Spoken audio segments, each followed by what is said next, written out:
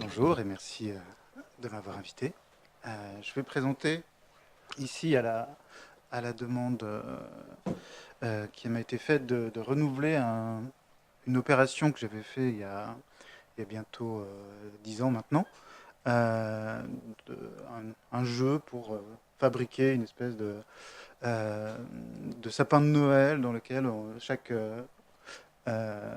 boule de décoration serait un des carnets, et surtout dans l'idée de savoir un petit peu comment les carnets étaient reliés les uns aux autres.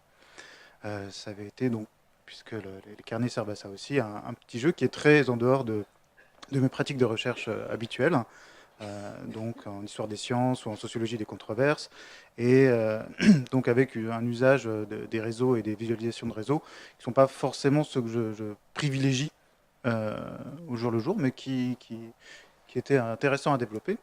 Euh, Au niveau en tant que carnetier, je participe à trois efforts collectifs. D'un côté, un carnet qui s'appelle Academia, qui présente les heures de la profession académique et en particulier qui essaie pour certaines disciplines de faire un suivi des processus de recrutement et donc un petit peu de mettre un peu de transparence dans tout ça. C'est bénévole, vous êtes appelé à participer, il y a déjà plusieurs personnes dans la salle qui participent également à ce carnet-là. Et puis un autre carnet qui s'appelle Concertation, qui est sur la démocratie participative, qui est un petit peu sans doute, il aura bientôt l'étiquette carnet archivé, je pense, et un autre carnet qui, lui, est un peu plus actif sur la sociologie et l'argumentation.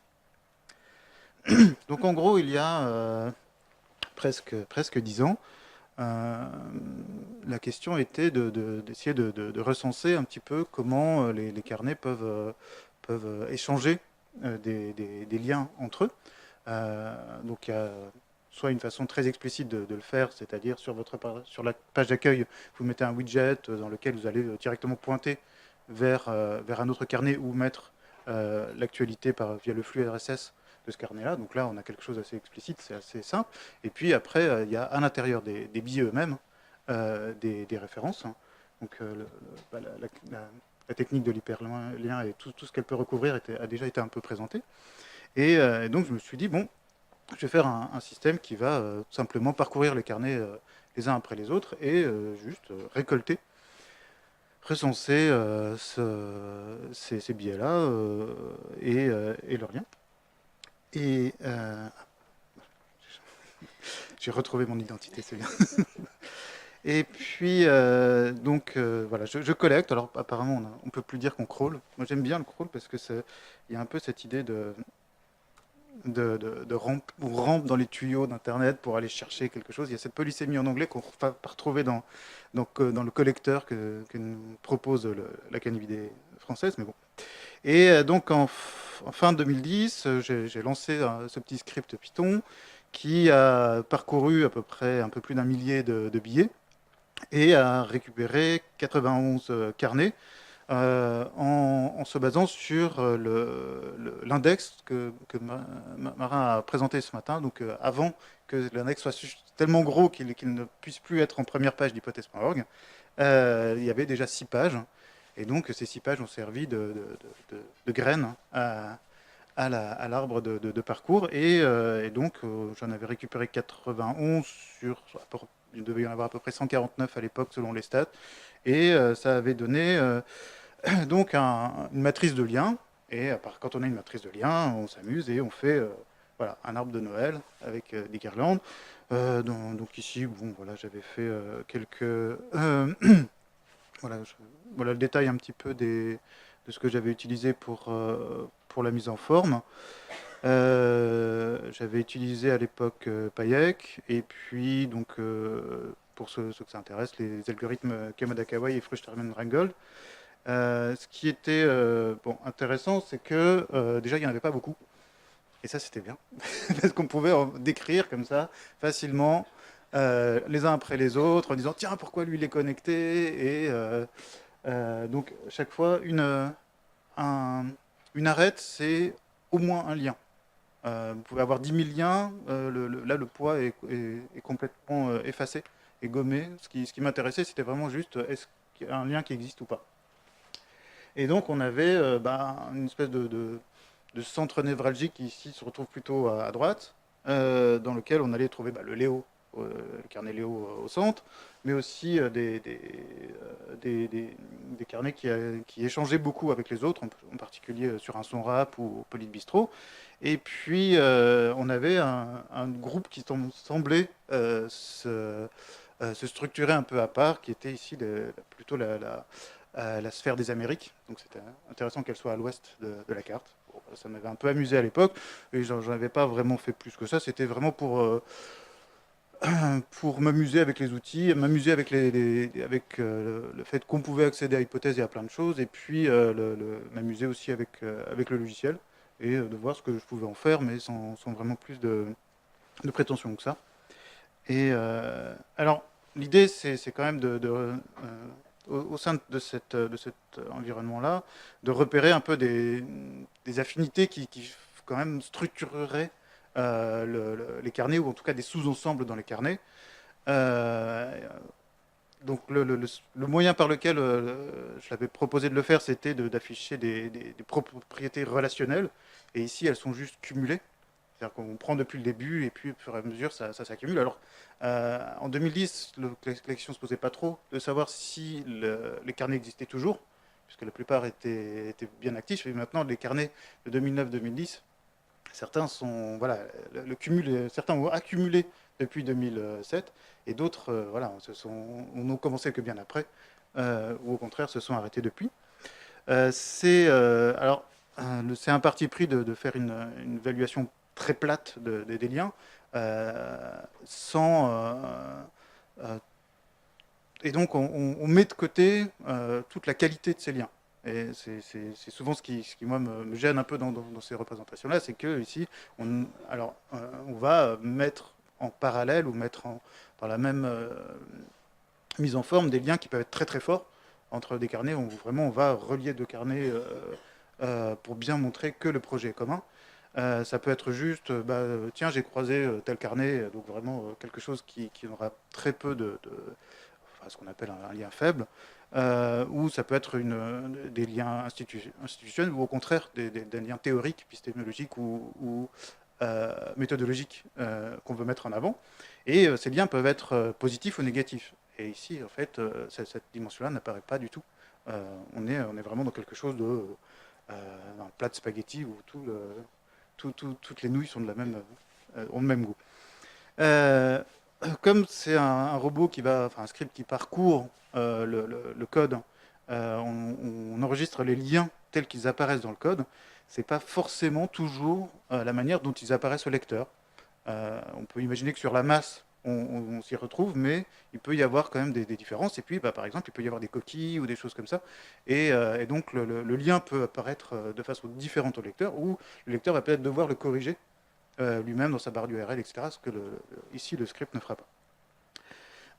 Euh, c'est, euh, Ce sont les liens les liens hypertextes qui sont mis en ligne, à la fois par les kernetiers lorsqu'ils composent leur texte, et aussi on parcourt des pages dynamiques générées par le serveur lui-même, de manière à essayer de tous les capter. Donc ça fait un certain nombre de liens, mais ça ne présuppose pas de quelle va être la circulation des lecteurs au sein de ces liens. Donc ça, c'est ce que Pierre va exposer par la suite. Et puis, ça ne dit rien sur quelles sont les audiences, le rapport entre le nombre de lecteurs, le nombre de lectures. Ce pourquoi, en fait, j'ai d'autres trucs sur lesquels je m'amuse, mais il faudra me réinviter. Et je pourrais vous faire des systèmes de ranking et des choses comme ça. Donc, saison 2, 2018, on me demande de refaire l'outil. Donc, je suis devenu moderne, je suis passé à Python 3. J'utilise Beautiful Soup pour si un jour vous, enfin voilà, ça simplifie beaucoup les choses. C'est une très bonne bibliothèque pour des choses aussi simples que des liens. Il faut demander, comme vous allez parser comme ça, crawler de façon assez systématique un site, c'est plus éthique de demander la permission. Donc j'ai demandé l'accord qui m'a été, que j'ai obtenu. On m'a juste demandé de faire ça depuis une IP fixe, en explicitant l'agent de manière à pas venir perturber trop les logs ou de manière à pouvoir séparer les logs du robot des utilisateurs normaux. Et puis au départ, il avait été convenu de travailler de nuit pour de la même manière être le plus discret possible. Donc et cette fois-ci, j'ai pris une page qui est dédiée vraiment à la liste des carnets, ou du moins la liste des carnets catalogués, comme point de départ à cet objet ce petit script qui va suivre les choses. Et je l'ai lancé, et puis au départ la nuit, et puis assez vite, donc j'ai lancé au début du mois de décembre, et assez vite j'ai vu la page le log des affaires augmenter, et le log des faits augmenter aussi, mais quand même assez. Donc au final, bon, ça a pris à peu près un peu moins de 3 semaines, avec des péripéties, etc. Mais à la fin, il tournait jour et nuit parce que j'aurais pas été prêt à temps si ça avait pas été le cas. Et en gros, il a parcouru 980 000 pages. Donc il y a à la fois les billets, les pages d'accueil, et puis toutes ces pages intermédiaires qui vont lui servir après à pas louper de billets, puisque au final, c'est quand même les billets qui nous intéressent le plus là-dedans. C'est-à-dire qu'il en a parcouru à peu près 1000 fois plus qu'il y a 8 ans.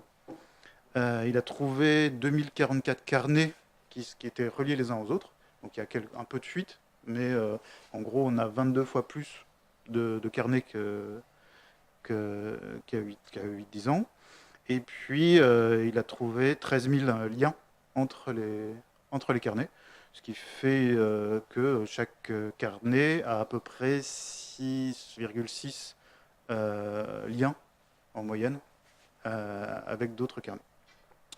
Ce coup-ci, je suis passé de Pagec à GFI, parce qu'il n'y a pas de raison. Puisque c'est histoire de jouer aussi avec les logiciels, autant changer de logiciel. Chacun des deux a ses points forts et je sais pas, de recommandations particulières ou de préférence. Enfin, je suis plus habitué à Payek, mais j'ai pas de préférence pour l'un ou pour l'autre fondamentale. Donc ici, on va utiliser Force Atlas, puisque GFI ne procure pas Kamada Kawai. Mais par contre, Force Atlas, c'est un peu la signature de GFI. Et puis après, Fruchterman Rheingold de nouveau pour faire quelque chose qui ressemble et comparer. Où, là, effectivement, ça va être plus dur de dire bon, alors ici, vous voyez bien, on va essayer de retrouver nos petits. Et donc voilà, ça fait quelque chose, voilà, une grosse patate bleue. Enfin, et on commence quand même à voir deux, trois choses, mais évidemment, c'est pas, on va quand même utiliser d'autres outils pour obtenir quelque chose de un peu plus joli, peut-être plus lisible. Alors évidemment, ici, il faudrait que je fasse un zoom. On va faire un zoom après, au fur et à mesure, dans chacun des cadrans. Donc ici, on n'utilise non plus la même spatialisation, on utilise juste Force Atlas. Et pour les couleurs, en fait, on va utiliser l'algo de modularité, qui va, en fait, c'est un algo qui travaille vite, qui récupère facilement, qui vous colorise facilement les grands ensembles. Voilà. Quand euh, il a quelques limites, en particulier ici bon, on va voir. En gros, vous avez sur votre droite la sphère germanophone. Elle est bien verte, elle est ensemble. Elle est verte par. J'ai pas, c'est aléatoire, hein, les couleurs sont aléatoires. Mais ce que je veux dire, c'est elle est assez monochrome, elle est même particulièrement monochrome. Donc c'est aussi un des effets de l'algorithme qui. Voilà. Vous avez un peu au-dessus, vous avez un élément beaucoup plus rose, qui lui est un peu plus complexe, on va le voir. Et puis après, vous avez ce grand univers bleu, rose, rouge, orange et avec un peu de vert tropical qui, lui, en fait, représente plus l'ensemble francophone historique ou plus gros. Voilà. Donc on a déjà, dès le départ, euh, des sphères linguistiques qui, quand même, sont relativement marquées, en tout cas par cet algo-là. Donc vous voyez, pas, mais je vous le dis, voilà. Donc quand on va du côté des germanophones, on a un binôme qui est la plateforme DE et la plateforme rédaction de blog, qui donc sont par vocation en fait, ont vocation à lier les carnets. Et qui vont effectivement ressortir ici par la mécanique même de ce qu'on a été chercher. On a été chercher ce que ces carnets-là font. Donc évidemment, c'est eux qui ressortent en premier. Et ce qui est intéressant, c'est qu'il y a un troisième carnet qui est assez fort, qui est Archivalia, qui va aussi être assez présent dans ce monde-là. Donc ici, on a l'impression que c'est assez homogène. Parce que parce que c'est monochrome, mais ça vient en partie de l'algo qui a été utilisé pour créer les partitions et coloriser la carte. Si on pourrait en fait utiliser d'autres algos et voir des sous-parties peut-être plus fines, hein. Et donc avec le carnet DHDHI qui semble connecter en fait ce monde-là au reste au reste de l'univers. Vous avez ensuite un. Alors ici c'est assez particulier, c'est-à-dire que sur votre gauche, donc là on est au centre, à gauche on est au centre de la carte, et vous avez le couple FR Léo qui semble être quelque part le même binôme que DE et Redactionsblog, avec bon, un peu plus écarté quand même. En fonction de l'algo d'expansion que vous pouvez prendre, ils peuvent être très rapprochés. Au départ, je pensais qu'il y avait vraiment un parallèle à faire entre une homologie à faire entre les deux, et puis finalement, en changeant les phénomènes de spatialisation, on arrive à séparer FR et Léo. Et puis, on a en fait la partie, on va dire, anglophone, hein, qui est à droite, avec en son centre la plateforme hispanophone. Et par contre, la plateforme anglophone, hein, la plateforme le radar anglophone, en fait, qui lui va être très central dans la disposition. C'est voilà, une particularité. Ensuite, on pourrait dire, voilà, vous avez le bleu, ça va être le monde, euh, comment dire, le monde ancien, ou le monde assis, l'académie l'académie des carnets, avec bon, ici pas mal de carnets que vous allez sans doute reconnaître, et de carnets qui étaient dans la première carte. Bon, on va retrouver Polyte Bistro, on va retrouver donc Léo, on va retrouver donc Rumor, Crymnocorpus, Zotero qui est tout en bas. Voilà, la maison des carnets, donc un premier monde, on va dire, une première connexion qui va être intéressant de séparer de la suivante. Donc il y a Léo qui est un peu connecté à tout, qui lui est assez généreux, il parle à tout le monde. Et puis vous avez ici un espace un peu plus complexe qui serait sans doute intéressant d'affiner également et de séparer, qui va entremêler enfin en tout cas l'algo a repéré euh, trois rapprochements, l'algo propose trois rapprochements. Un premier en rouge qui va être un petit peu drivé par Phonotech. Un deuxième en vert hein, avec le binôme Bulac-Veil-Bulac. Donc ici, donc les linguistiques contemporaines. Et puis, cette fois-ci, à l'ouest, on a la Chine et l'Orient. Donc, il faudrait retourner la carte pour être géographiquement ou cartographiquement correct. Et enfin, un troisième qu'on voit un peu moins ici, un troisième entremêlement qui va être celui dans lequel vous allez trouver Cahiers, Humanum, BNF, Rena Patrie, donc encore qui lui est entrelacé aussi avec ces deux autres hein, et qui donc tirent un petit peu de leur côté. Ce ne sont pas complètement au centre et se séparent un petit peu. J'ai essayé de retrouver la partie monde américain, etc. Et ils sont pas très, ils sont un peu perdus En fait, ils sont toujours ensemble, mais un petit peu perdus par rapport à ce nouveau cumul réalisé. Euh, donc finalement, on est passé du monde des Amériques au monde de l'Afrique, de l'Asie orientale, excusez-moi. Donc pour finir, qu'est-ce qui pourrait être envisageable à partir de là? Déjà de faire peut-être un découpage par période pour voir est-ce qu'on peut effectivement en fonction par exemple des moments éditoriaux d'hypothèses ou en fonction des moments de l'apparition de certains types de carnets, de certains types de carnetiers nouveaux, etc. Est-ce que euh, cette carte peut évoluer ou tout simplement année par année, hein.